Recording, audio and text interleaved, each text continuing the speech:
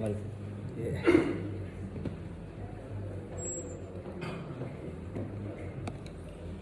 Bismillahirrahmanirrahim. Assalamualaikum warahmatullahi wabarakatuh. Alhamdulillahirabbil alamin. Wassalatu wassalamu ala asyrafil anbiya'i wal mursalin wa ala alihi wa ashabihi ajma'in. Amma ba'd. Bapak Ibu sekalian, jamaah tarawih yang insyaallah dirahmati dan dimuliakan Allah Subhanahu wa taala, patut kita bersyukur kepada Allah Subhanahu wa taala hingga malam hari ini kita masih diberikan waktu dan kesempatan, kekuatan iman dan takwa kita untuk tetap melaksanakan ibadah di bulan yang mulia ini. Semoga Allah senantiasa memampukan kita untuk menyelesaikannya hingga akhir Ramadan nanti. Salawat dan salam tidak lupa kita kirimkan kepada junjungan Nabi kita Rasulullah Muhammad sallallahu alaihi wasallam, kepada seluruh keluarga dan para sahabat beliau. Semoga kita semua yang hadir dan seluruh kaum muslimin mendapatkan syafaatnya di hari akhirat insyaallah. Bapak Ibu sekalian, jamaah tarawih yang dimuliakan Allah Subhanahu wa taala, izinkan saya pada kesempatan ini menyampaikan satu atau dua kalau sempat ya, kalau tidak selesai nanti kita lanjut subuh. Hadits qudsi ya. Hadits qudsi itu hadits yang merupakan firman Allah Subhanahu wa taala, di mana maknanya dari Allah, redaksinya dari Nabi sallallahu alaihi wasallam. Membacanya itu tidak berpahala sebagaimana kalau kita membaca Al-Qur'an berpahala. Akan tetapi ketika kita mempelajarinya, insyaallah dia berpahala karena bagian daripada ilmu agama. Hadis yang ingin saya ungkapkan adalah di mana Allah Subhanahu wa taala berfirman, "Kullu 'amal ibni Adam lahu illa shiyam, fa innahu li wa ana ajzi bihi." Hadis ini diriwayatkan oleh Imam Bukhari rahimahullah dan beberapa perawi hadis yang lain. Di sini Allah Subhanahu wa taala menyatakan bahwa semua amal perbuatan manusia adalah bagi mereka, bagi manusia itu sendiri, kecuali puasa. Ya, kenapa? Fa innahu li, karena puasa itu adalah milik aku kata Allah, wa ana ajzi bihi, dan aku sendiri yang akan membalas puasa itu. Imam Abdul Khair At-Taliqani menjelaskan bahwa ada sekitar 55 penjelasan terkait dengan hadis ini. Di antaranya bahwa hadis ini menguraikan tentang bahwa puasa ini sangat sulit untuk kita bersikap riya di dalamnya, karena dia adalah ibadah yang rahasia, hanya kita dengan Allah yang tahu. Kalau amalan lain, ibadah yang lain, mungkin kita bisa bersikap riya. Misalnya kita sholat berjamaah sekarang ini ya, itu bisa saja timbul riya dalam diri kita, karena mungkin mau dibilang oh ya tahu karena dia pengurus masjid maka rajin ke masjid ya begitu. Jadi rajinnya bukan karena keikhlasan, tapi bisa jadi karena pengurus masjidnya ya. Nah itu bisa saja timbul riya dalam dirinya. Atau misalnya ketika kita membayar zakat atau memberikan sedekah kepada orang, maka bisa saja timbul riya dalam diri kita, wah besar sekali ini zakatnya, apalagi kalau zakat mal ya. Ya, kemudian juga ketika bisa saja timbul riya ketika kita melakukan ibadah umrah atau haji, sedang tawaf tiba-tiba selfie depan Ka'bah gitu kan. Nah, ini kan biasanya orang Indonesia ini suka selfie. Ya ini saya lagi di tanah suci. Nah, sekarang dilarang ini Pak, kita selfie di depan Ka'bah oleh pemerintah Saudi Arabia, karena selain mengganggu juga menghalangi kekhusyuan ibadah kita. Nah, jadi orang yang punya sifat dia memahami hadis ini, maka dia akan merasa dekat dengan Allah Subhanahu wa taala. Kenapa? Karena dia memahami Allah senantiasa mengawasi dia. Muncul sifat muraqabatullah, senantiasa diawasi oleh Allah Subhanahu wa taala. Orang yang punya karakter ini, maka ketika dia mau sholat, maka tentu diawali dengan membersihkan dirinya, dia berwudu dulu. Meskipun tidak ada orang yang mengawasi dia bahwa dia sudah wudu atau belum, ya. Yang jelas dia ini melakukan itu karena semata-mata Allah mengawasi dia. Demikian pula ketika dia melakukan tawaf atau sa'i di tanah haram itu, maka dia tidak akan mengurangi jumlah tawafnya meskipun tidak ada orang yang melihat dia. Kenapa? Karena dia merasa Allah senantiasa mengawasi dia. Nah, ini ketika dia memiliki karakter yang namanya muraqabatullah. Demikian pula ketika kita berpuasa, ketika kita dalam rumah, kita dalam keadaan sendiri, ya kebetulan mungkin orang di rumah penjual kue, lagi banyak kue di rumah, ya. Meskipun kita sendiri banyak kue, kita tidak akan berusaha membuka. Kita tidak akan istilahnya sembunyi-sembunyi berbuka puasa. Kenapa? Karena kita yakin bahwa Allah Subhanahu wa taala senantiasa mengawasi kita. Nah, sikap muraqabatullah ini adalah jalan menuju ihsan atau bagian daripada ihsan. Apa itu ihsan? Suatu ketika Rasulullah sallallahu alaihi wasallam didatangi oleh malaikat Jibril alaihissalam. Ketika malaikat Jibril ini bertanya tentang iman, tentang Islam, tentang ihsan dan beberapa tanda-tanda hari kiamat. Nah, berkaitan dengan masalah ihsan ini, maka kemudian Nabi ditanya, "Mal ihsan?" Apa itu ihsan? Maka kemudian Rasulullah sallallahu alaihi wasallam menjawab, "Al-ihsan an ta'budallaha ka'annaka tarahu, fa illam takun tarahu fa innahu yaraka." Bahwa ihsan itu adalah engkau beribadah seolah-olah engkau melihat Allah, dan apabila engkau tidak mampu melihat Allah, maka dengan demikian adanya kita tidak bisa melihat Allah Subhanahu wa taala. Ya, maka yakinlah bahwa Allah senantiasa melihat engkau. Inilah sikap ihsan, senantiasa Allah melihat dia, Allah mengawasi dia, Allah senantiasa memperhatikan dia. Ini sikap ihsan.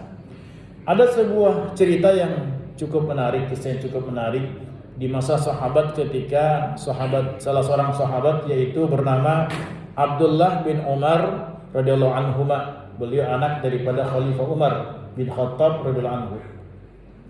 Suatu ketika Abdullah bin Umar ini sedang berjalan di sebuah padang pasir yang begitu luas. Di tengah padang pasir itu beliau bertemu dengan salah seorang anak gembala yang sedang menggembalakan gembalaan kambing-kambing milik majikannya. Nah, kira-kira anak itu sekitar 10 tahun. Jadi kalau sekarang itu mungkin anak kelas 10 tahun, kelas 4 SD Bapak Ibu sekalian, ya. Maka Abdullah bin Umar hendak menguji keamanahan dan kejujuran daripada anak ini. Didatangilah anak ini.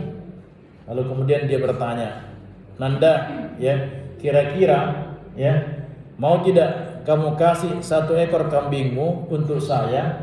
Karena saya sementara ini butuh makan, tidak ada bahan makanan yang saya bawa ini, ya. Mau tidak kamu kasih 1 ekor saja kambingmu kepada saya?" Apa kata anak ini ketika mendapatkan pertanyaan seperti itu? Dia berkata, "Mohon maaf Tuan, ya kebetulan ini kambing bukan kambing saya, tapi kambingnya majikanku. Ya. Saya tidak berhak untuk memberikan kepada Anda." Ya. Maka apa kata Abdullah bin Umar kembali menimpali anak ini? Dia berkata, "Begini saja. Kamu jual saja 1 ekor kambingmu itu, yang paling kecil mau saja. Pasti itu bosmu tidak tahu dan jangan kebilang-bilang, ya. Nanti uangnya kamu bisa pakai untuk kebutuhanmu apa saja. Banyak untungnya kau dapat, ya. Dan majikanmu tidak akan pernah tahu." Nah, ketika kemudian ya Abdullah bin Umar mengatakan seperti itu, apa kata anak tersebut? Dia berkata, "Tuan, mohon maaf. Memang majikanku tidak ada di sini, tidak melihat saya. Dan kalau saya jual kambing ini, majikan saya tidak tahu dan saya bisa dapat keuntungan yang besar. Tapi fa'ainallah, di manakah Allah? Di mana Allah? Allah pasti melihat saya sekarang dan Allah pasti akan meminta pertanggungjawaban atas perbuatan saya menjual kambing milik majikan saya tanpa sepengetahuan dia. Bayangkan Pak, anak umur 10 tahun pada masa itu sekelas sekarang kelas 4 SD mampu berkata dan bersikap seperti itu. Ya, wajar karena dulu ya Islam diterapkan secara totalitas ya, sehingga berpengaruh kepada pikiran, perasaan dan perbuatan masyarakat ketika itu. Kalau sekarang Pak, jangankan anak kecil, orang dewasa saja suka berbohong. Kan begitu. Nah, jadi ini luar biasa sikap ihsan ini. Ada juga kisah di mana di masa Khalifah Umar bin Al-Khattab radhiyallahu anhu. Ya, beliau ini kan seorang khalifah yang kebiasaan beliau adalah melakukan inspeksi dadakan ke seluruh masyarakat dalam jangkauan pemerintahan beliau. Ya, kebetulan beliau pusatnya di Madinah Al-Munawwarah. Setiap malam beliau biasa keliling kampung, keliling kota untuk melihat kondisi masyarakat.